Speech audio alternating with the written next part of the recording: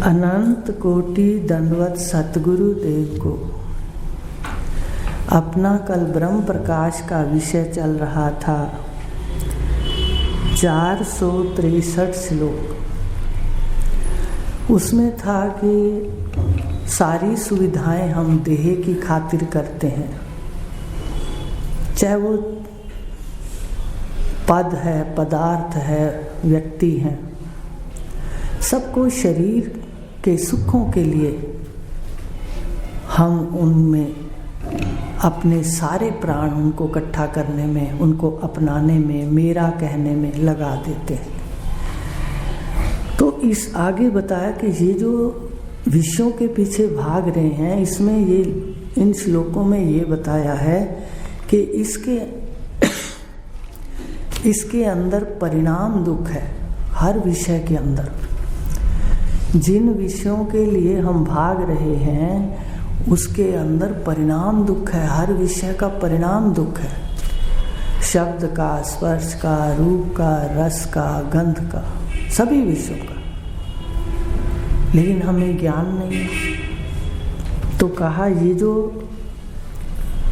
आगे कहा जो इंद्रिय विषय 464 है, इंद्रिय विषय क्षणिक सुख देते, मन बसे भोग संस्कार। इंद्रिय विषय क्षणिक सुख देते, मन बसे भोग संस्कार। विषय प्रेमी मन तृप्त न होवे, भोगे बारंबार। अब ये परिणाम दुख है विषय के अंदर। तो श्लोक कह रहा है कि इंद्रिय के जो विषय हैं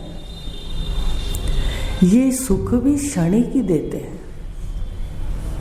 सदा हम इसमें लिप्त रहकर सुख प्राप्त नहीं कर सकते।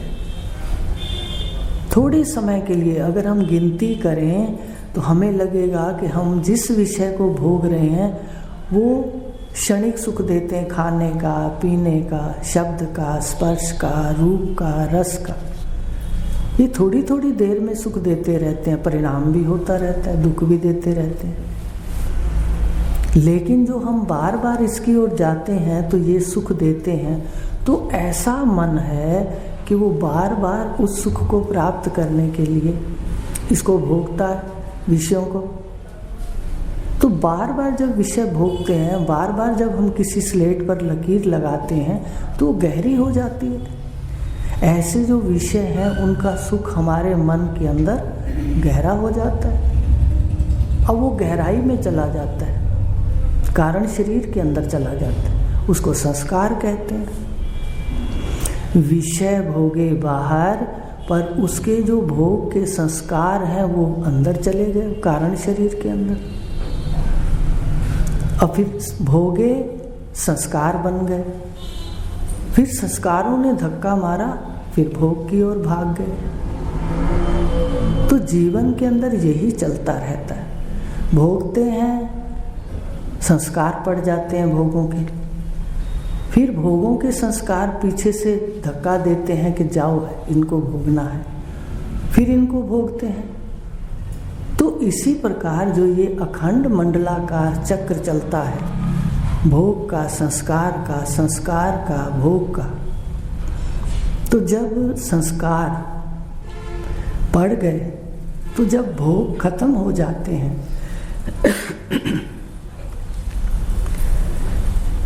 तो इसको कष्ट है।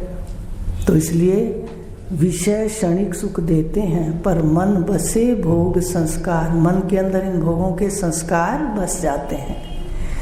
विषय प्रेमी, जो विषय को प्रेम करने वाला मन है, ये कभी भी भोग कर तृप्त नहीं होता। ये थोड़ी थोड़ी देर में रोज तृप्त होता रहता है और फिर रोज रोज भूखा भी हो जाता है। तो विषयों से कभी भी तृप्ति नहीं है और इसको बार बार भोगता है, बार बार भोगता है हर विषय को। विषय प्रेमी मन तृप्त ना होवे, भोगे बारंबार। कल इसका मनन करके आना। मन भोग कर तृप्त होता है या भोगे हुए संस्कार को फिर बार बार चाहता है कि इसको और भोगूं और भोगूं। तो ये मन का स्वभाव है। वो तृप्त नहीं होता भोगों से। वो जितनी बार भोगता है उल्टा उतनी बार माहिर हो जाता है भोगों के अंदर। खाने की चीज़ें देखा करो, आप 4 बार घर में मान लो कोई मिठाई बनाते हो, अगर उसको बार बार बनाते हो तो आप माहिर हो जाते हो। तो इसी तरह हर भोग को ये मन भोगता है और भोगों में माहिर होता जाता है। अब आगे क्या होता है? भोग भोग देह जर्जर हो गई 465। बुझी न मन की प्यास, भोगों के संस्कार दुख देते, तपता रहता आप। अब मन बार बार भोगता है, संस्कार कारण शरीर में सूक्ष्म में पड़ जाते हैं, लेकिन शरीर भोगते भोगते ये कपड़ा शरीर ये जर्जरीभूत हो जाता है। अब ये फटने लग जाता है, बीमार पड़ने लग जाता है। भोग सदा रोग देते हैं परिणाम में। जितना संयम से भोगेंगे उतना शरीर सही रहेगा। भोग परिणाम दुख देते हैं। तो भोग भोग जेह जर्जर हो गई। अब शरीर जर्जर हो गया। अब ये कहते भाई गोली खा लो, कहते ऐसे डॉक्टर।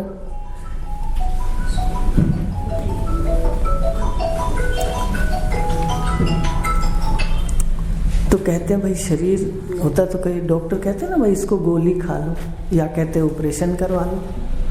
जब कपड़ा फटता है, गोली हमारी भाषा में कहते हैं रील को। आपने अगर सुना हो तो पहले कहते थे बुजुर्ग, भाई गोली रील होती है ना जो, उसको गोली कहते हैं।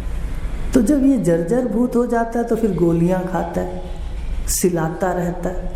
तो इस तरह इस शरीर को बचाता रहता है, पर शरीर धीरे धीरे जर्जर हो जाता है। इसलिए ध्यान रखना है अपने को, संयम से विषय अनुकूल खाना, अपने गुण के अनुसार खाओगे तो वो आपको ताकत देगा, और अगर गुण के अनुसार नहीं खाओगे तो वो अच्छा खाते हुए भी विपरीत फल देगा। तो यही कहा कि भोग भोग कर देह जर्जर हो गई, पर मन की प्यास नहीं बुझी। मन वैसे का वैसे प्यासा रहता है, वो कहता है और भोगूं और भोगूं। अब भोग जब रहते हैं तो भोगता है, पर एक समय आता है जब शरीर जर्जरीभूत हो जाता है। भोग हैं और शरीर बीमार है, जर्जरीभूत है, तो भी ये भोग नहीं सकता। भाई भोग तो है पर शरीर ही भोगने लायक नहीं है। सब कुछ है पर डॉक्टर ने कितनी बीमारी बता दी तो खाया ही नहीं जाता। और एक दूसरी बात ये है कि शरीर अगर तंदुरुस्त है और प्रारब्ध में ऐश्वर्य नहीं है तो वहाँ भी भोग नहीं है। शरीर है, भोग नहीं है तो भी कष्ट। शरीर है अच्छा पर सामने भोग नहीं है तो भी कष्ट है। और अगर भोग हैं और शरीर तंदुरुस्त नहीं है तो भी कष्ट है। तो अब जो भोगे हुए के संस्कार हैं वो हमें बार बार अंदर कष्ट देते हैं। भाई उसका सुख कैसा है, वो मन उसको ग्रहण कर लेता है और वो बताता है, तो ये कष्ट पाता है। इस कष्ट को कहते हैं संस्कार दुख। परिणाम दुख है भोगों में। भोगों के संस्कार अगर नहीं, भोग नहीं मिलते तो फिर संस्कार कष्ट देते हैं। तो ये है संस्कार दुख। अब तीसरा दुख है संताप दुख। 5 प्रकार के दुख है। परिणाम दुख भोगों में, संस्कार दुख भोग नहीं है, उनके मन में संस्कार है तो वो भोगने की इच्छा रखता है, तो दुख। 466 है तीसरा दुख संताप दुख। पद पदार्थ रिश्ते नाते जिनका रहे अभाव। संताप दुख कौन सा है? उन्हें याद कर कर के रोता, यही है दुख संताप। भाई अपना कोई पद है, पद माने पदवी, ठीक है, कोई डिग्री, कोई पदवी, फिर जितने सामान हैं, पदार्थ हैं, रिश्ते हैं, नाते हैं, इनमें से किसी भी चीज का अभाव हो जाता है। अभाव हो जाता है ना किसी भी चीज का, इनमें से पद का, पदार्थ का, रिश्तों का, नातों का। अब उन्हें याद करके रोता रहता है। अब भूत के अंदर जो बात भूत हो गई, उसको अगर हम मस्तिष्क में रखेंगे तो फिर भूत ही नाचेंगे मस्तिष्क के अंदर। भूत को मस्तिष्क में रखेंगे तो याद रखना, भूत हमारे मस्तिष्क के अंदर नाचेंगे। इसलिए ये बात आपको कही थी कि भूत की स्मृति और कल्पना भविष्य की, ये दोनों समय का नाश करते हैं। तो तीसरा जो संताप दुख है कि जो अपने पास है, जिसको मेरा मेरा कहते हैं, उनमें कोई भी चीज का अभाव हो जाता है तो बस हम उसको याद कर करके रोते हैं। ये कौन सा दुख है? संताप दुख। उसका संताप ही खा जाता है इसको, वो बस याद करके रोता रहता है। इसलिए सावधान हो जाओ। यही बात ज्ञान लेने का अर्थ ये नहीं कि हम इसको रट के सुना दें। ज्ञान लेने का अर्थ है हम अपने मन का निरीक्षण करें कि किस दुख के अंदर हम डूबे रहते हैं। इसलिए बार बार कहा कि भूत की स्मृतियां संताप देती हैं और भविष्य की कल्पना भय देता है। कई बार कभी खुशी देता है तो कभी भय देता है। तो दोनों हमारे समय का नाश करते हैं। पद पदार्थ रिश्ते नाते जिनका रहे अभाव, उन्हें याद कर कर के रोता, यही है दुख संताप। समझ आ गई? एक तो भोग के बीमार पड़ता है, वो दुख हो गया। दूसरा उनके भोगों के संस्कार से दुखी है कि वो तो इतना सुख है उस भोग में और मेरे पास है नहीं। अब तीसरा है कोई चीज बिछड़ जाती है, उसको बार बार याद करता है और रोता रहता है। ये है संताप दुख। अब चौथा है गुण वृत्ति विरोध दुख। 4 प्रकार के दुख हैं, 5 नहीं 4 हैं। गुण वृत्ति विरोध दुख। तो अब चौथा दुख कौन सा है कि 3 गुणों के अंतःकरण है मन बुद्धि अहंकार, जीवों में व्यवहार हो रहा है इनके अनुसार। अब जगत के अंदर 3 गुण हैं। ये सृष्टि 3 गुणों की है। गीता के अंदर कहा गया कि कोई भी ऐसी वस्तु नहीं जिसके अंदर तीनों गुण ना हो, और कोई वस्तु ऐसी भी नहीं कि किसी में 1 गुण हो या 2 हो और पूरे 3 ना हो। तो जब 3 गुण सब में हैं तो सतोगुण का स्वभाव सुख है। सतोगुणी व्यक्ति सुख देता है। महापुरुष क्यों सुख देते हैं? वो सतोगुणी होते हैं, सत्य की चर्चा करते हैं, ज्ञान की चर्चा करते हैं, सुख देते हैं। तो सतोगुणी घर में सुख देता है, रजोगुणी जलन तपन देता है, और तमोगुणी जो नहीं है उसको भी आरोपित करके कष्ट देता है। तो ये 3 गुण हैं जगत के अंदर, सत रज और तम। अब व्यक्ति का स्वभाव ये है कि सतोगुणी के साथ तो मित्रता कर लेता है, लेकिन रजो में भी रहता है, पर तमोगुण के साथ सदा विरोध रहता है। तो वहां मन कष्ट पाता है गुणों से।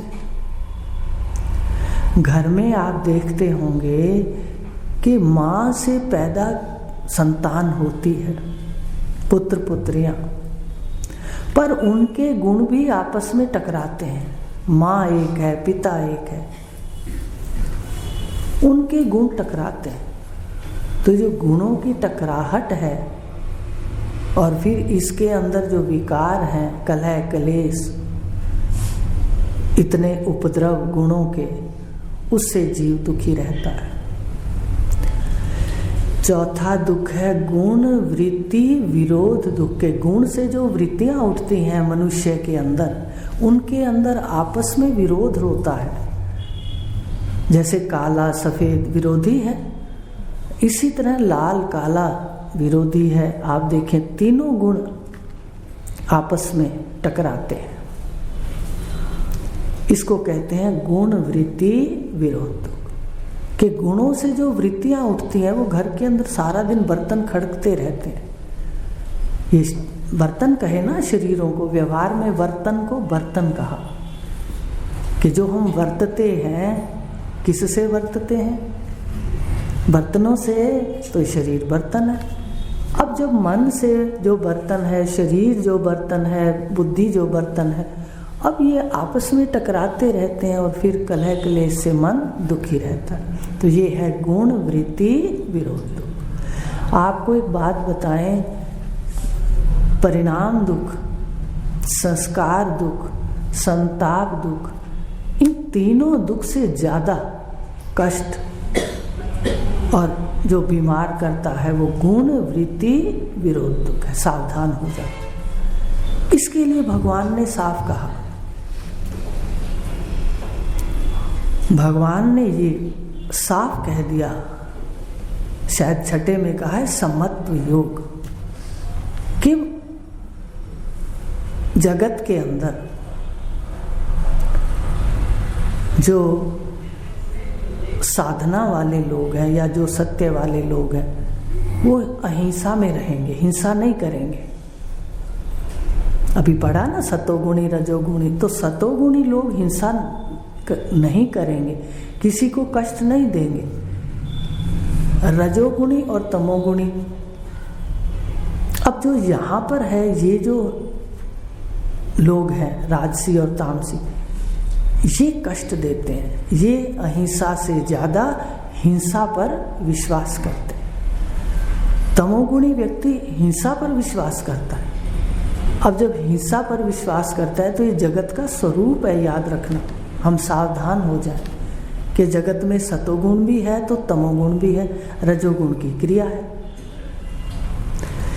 सतोगुण है, रजोगुण पीछे लग जाता है तो जीवन में सतोगुण बढ़ जाता है। रजोगुण बेचारा कुछ नहीं करता, वो क्या करता है, सतो के पीछे लग जाता है रजोगुण, तो सतोगुण बढ़ जाता है। और अगर तमो के पीछे लग जाता है तो तमोगुण बढ़ जाता है।